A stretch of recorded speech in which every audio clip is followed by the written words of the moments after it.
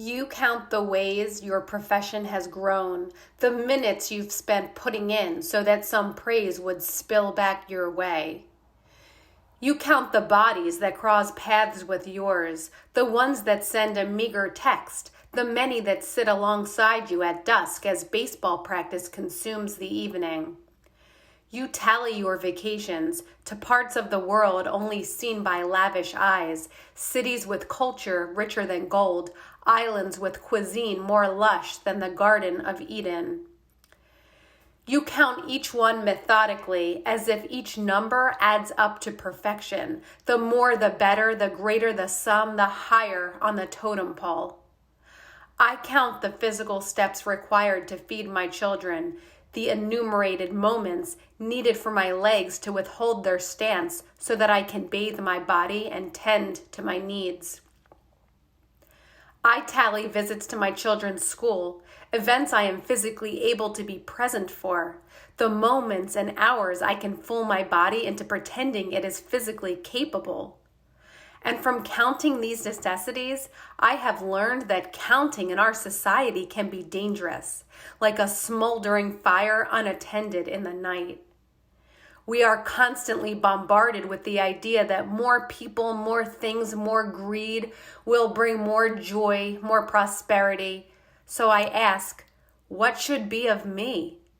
From no fault of my own, I wade through life in a body less than, not less than yours or less than his, but less than my own. Less than where I began, diminished from whence I came. More people, more places, more items, they sit upon my weakened shoulders. They weigh me down like brick on mortar. I count my blessings.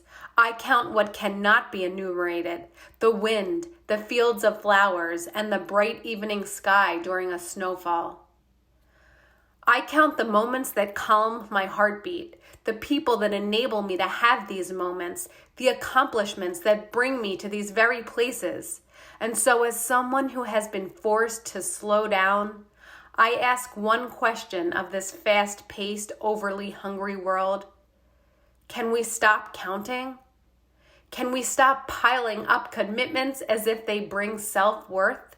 Can we accept that less may be more, that fewer people allow for more in-depth connections?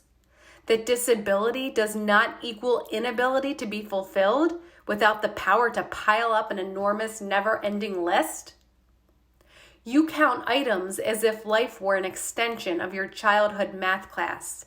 And I challenge you today and all days forward to realize that numbers never end, but our days will.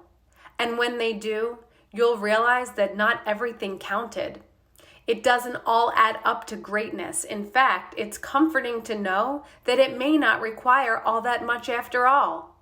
A few people who care for you, a few crafts that maintain your sense of self, and the ability to place these few ahead of all the rest.